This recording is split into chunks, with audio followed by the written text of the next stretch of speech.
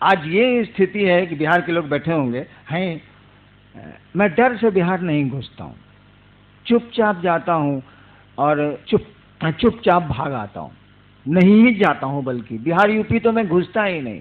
इतनी भीड़, इतने लोग, इतनी भीड़, इतने लोग हैरान आ रहे हैं। अगर लीक हो गया तो प्लेटफॉर्म जाम, सब जाम जाम जाम, साला अपना देह बचाना मुश्किल। गलती से एक बार मोतिहारी से गुजर रहा था मैं, लीक हो गया कि साहब जा रहे हैं बेतिया मोतिहारी, ट्रेन में हैं AC2 में। इतनी भीड़ स्टेशन पर हो गई, हम देवाशीष जी को कहा कि देवाशीष जी देख जाइए, संभालिए साला। गई, महिलाओं ने तत्त मार मारा पीठ पर, दे मुक्का कि यह मुंह झौसा जे ने मिले दे, यह मुंह झौसा है।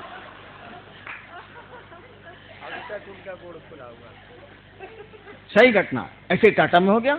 मैं जा रहा था उड़ीसा, लीक हो गया कि साहब गुजर रहे हैं, फिर वहां भी वही स्थिति हो गई। तो देखिए, शुरू किया था, कोई नहीं था। मुझको याद है वो दिन जब 8-10 गुरु भाई आते थे और उनको खाना बना के खिलाना और उनके जूठे बर्तन साफ करना मेरी पत्नी किया करती थी।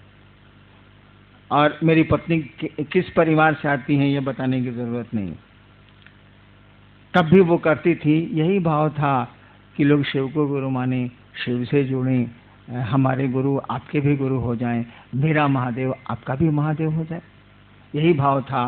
परिणाम तो उतरे। आपकी नीयत क्या है ये बहुत महत्वपूर्ण है। आप चाहते क्या है? अगर गुरु चर्चा से ये दिखलाना चाहते हैं कि आप बहुत बढ़िया ओरेटर हैं, बहुत बढ़िया वक्ता हैं, आगे नहीं बढ़िएगा आध्यात्म की दुनिया में।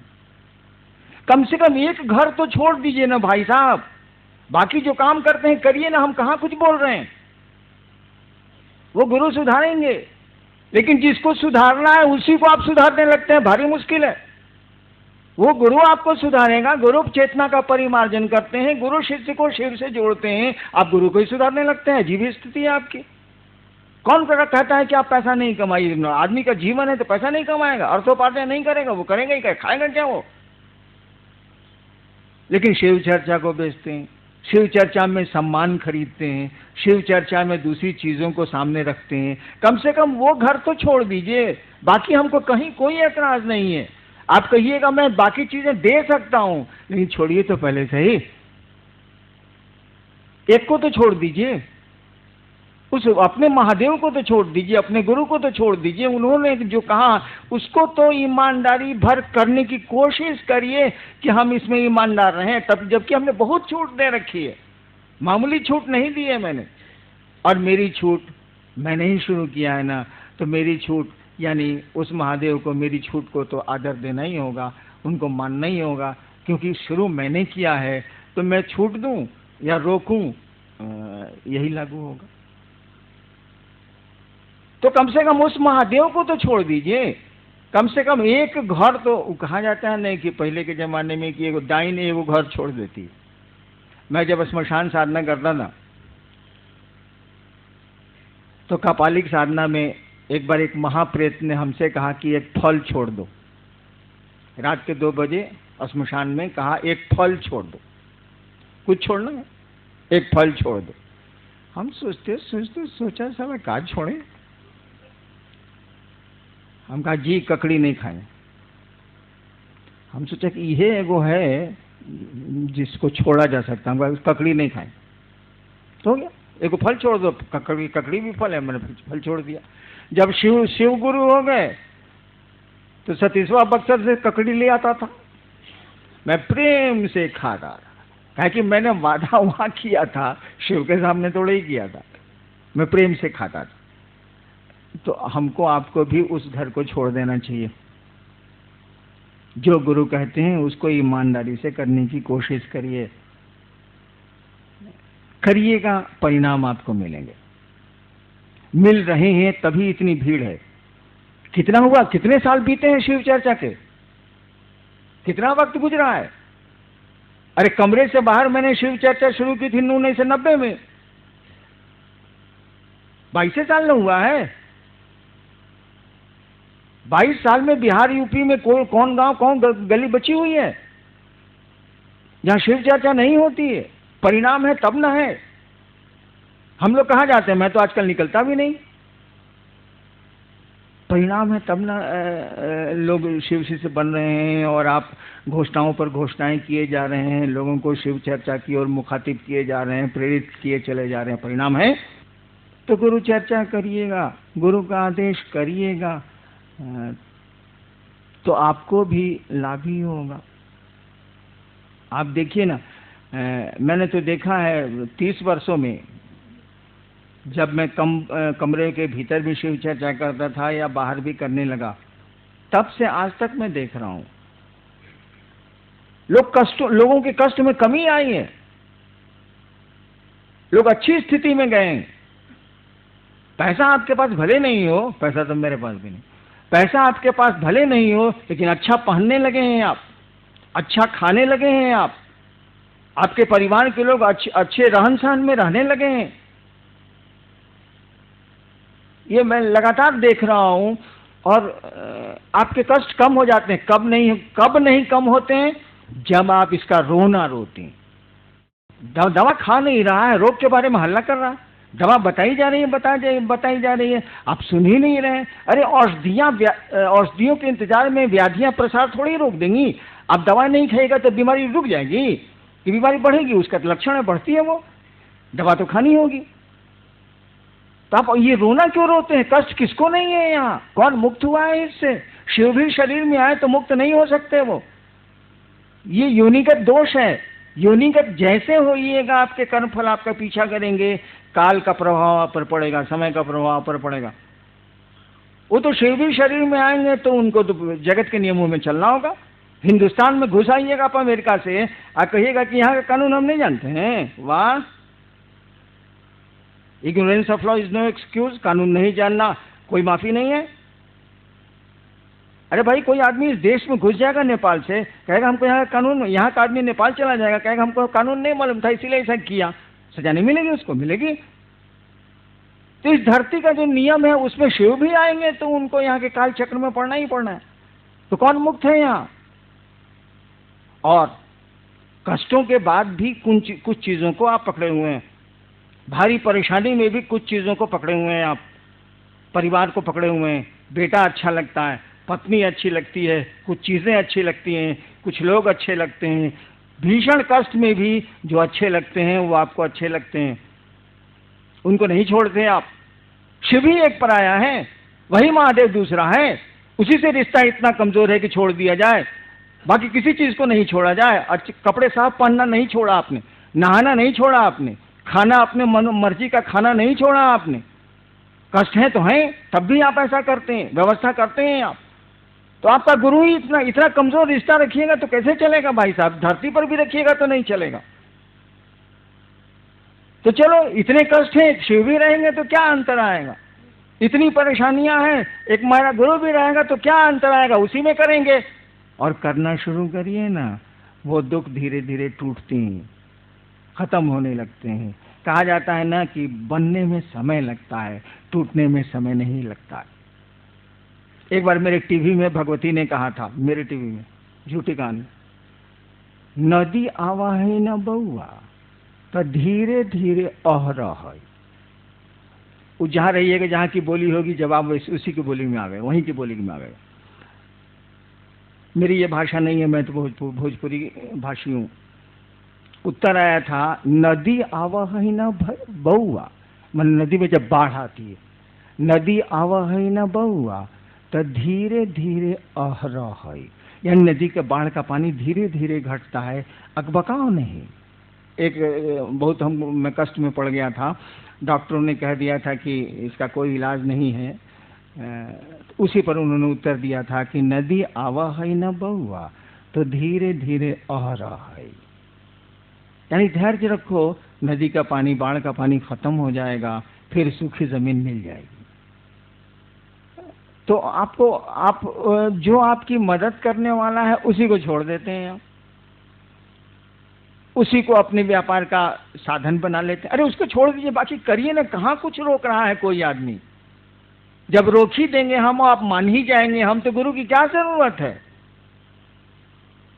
श्रद्धा आप में पैदा ही हो जाए, संशय का नाश ही हो जाए, तो फिर गुरु की क्या जरूरत है? शिव के प्रति प्रेम ही पैदा हो जाए, तो फिर गुरु की क्या जरूरत है? कोई रोल उनका नहीं है, कोई भूमिका उनकी नहीं है, सब करेंगे गुरु।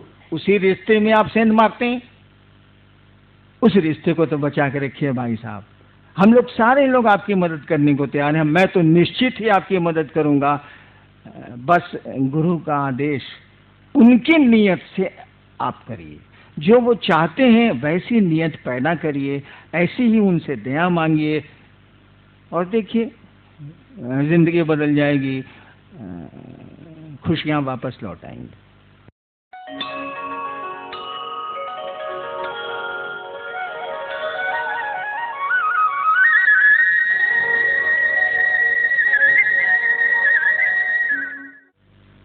बातें हुई, जिज्ञासाएं भी आई। मैंने जो देखा या सुना, किसी ने शिवलिंग पर पूछा, किसी ने कहा कि अन्नू भैया सार्थकता बोलते हैं शिव की, शिवलिंग की, साहब कुछ नहीं बोलते। किसी ने कुंडलनी साधना पर पूछा, हालांकि आज विषय कुंडलनी साधना का नहीं था। एक बात समझिए, इस पूरी दुनिया का रहस्य क्या है? बात हुई है इस पर, कई वक्ताओं ने इस पंक्ति को अपनी चर्चा में कहा कि पूरी सृष्टि उस शिव की इच्छा से निर्मित है, उस ईश्वर की इच्छा से निर्मित। ध्यान दीजिएगा, आप भी निर्मित हैं उसी की इच्छा से। ये खुदा की खुदाई है, उसकी इच्छा से यहां सब कुछ निर्मित है, चल भी रहा है, टूट भी रहा है, फिर निर्माण हो रहा है। क्या वह इच्छा आपके पास है? मैं महोत्सव में नहीं बोल रहा, इसीलिए समझने की कोशिश करिए। वह इच्छा आपके पास भी है। क्या नहीं बनाए हम लोगों ने, बनाते चले जा रहे हैं। बीमारियों से लड़ने के साधन, रहने की व्यवस्था, आवागमन के नए नए उपाय, आवाम, क्या नहीं बनाए? किस चीज से बनाए? अगर सोचा नहीं होता, अगर संकल्प नहीं लिया होता, न टेबल बनता, न मकान बनता, न हवाई जहाज बनते, न पनडुब्बियां बनती। किसी ने सोचा, ज्ञान लिया, क्रिया की, यानी मूल बात है उसकी सोच, उसकी इच्छा। उसकी इच्छा, उस कहा जाता है कि शिव की इच्छा में तो बड़ा बल है, उसकी इच्छा ही शक्ति है। कहा जाता है शिव की इच्छा ही शक्ति है। शिव शक्तियों से जाने जाते हैं, उसी की इच्छा से वो जाने जाएंगे। वो आप में भी आई है, और बहुत कुछ तोड़ते हैं आप, बहुत कुछ बनाते हैं आप, बहुत कुछ रखते हैं आप, और इसके पीछे एक ही रहस्य है, आपका संकल्प। संकल्प शब्द का प्रयोग इसीलिए किया गया है कि आपकी इच्छा थोड़ी कमजोर है उस ईश्वर से। आप अस्पताल जा रहे हैं, नहीं भी जा सकते हैं। आप सर्कस देखने गए हैं, लौट आ सकते हैं, कोई घटना आपको वापस बुला सकती है। यानी इच्छा है आपकी कि आज सिनेमा जाएंगे, सिनेमा हॉल में बैठे भी हैं आप सिनेमा देखने को, और दुर्घटनाएं आपको घर भेज देती हैं, दूसरी जगह भेज देती हैं, और आपको जाना पड़ता। यानी इच्छा तो है सिनेमा देखने की, लेकिन वो इच्छा टूट गई, किसी ने तोड़ दिया या टूट गई। यानी हमारी आपकी इच्छा है कमजोर, लेकिन यही इच्छा जब संकल्प का रूप लेती, यही इच्छा जब भाव का रूप लेती है, एक ही चीज है वो, प्रेम, भाव और विचार। इच्छा जिसको बोलते हैं, इच्छा में विचार ही है, थॉट्स हैं। वही इच्छा जब मजबूत होती है तो आप इसको भाव शब्द देती हैं, है वही। यही भाव जब मजबूत होते हैं तब आप प्रेम या दुश्मनी जो कहिए आप प्रेम का रूप देते हैं, है वही। पानी वही है जो भाप भी बना है, या भाप वही है जो पानी भी बनता है, और बर्फ भी है वही। यानी उस सृष्टिकर्ता के पास जाने के साधन आपके पास हैं, क्योंकि उसने अपनी इच्छा से पूरे जगत का निर्माण किया है। आप अपनी इच्छा से शिव के पास जाएंगे। वो ऊर्जा आपको दी हुई है, वो अस्त्र आपके पास है, वो साधन आपको दिया हुआ है। आपकी इच्छा कमजोर है, इसीलिए कहा जाता है कि भाव होगा तो शिष्य बनेंगे आप, भाव होगा तो देवता लभ्य होंगे, भाव होगा तो देवताओं का दर्शन होगा।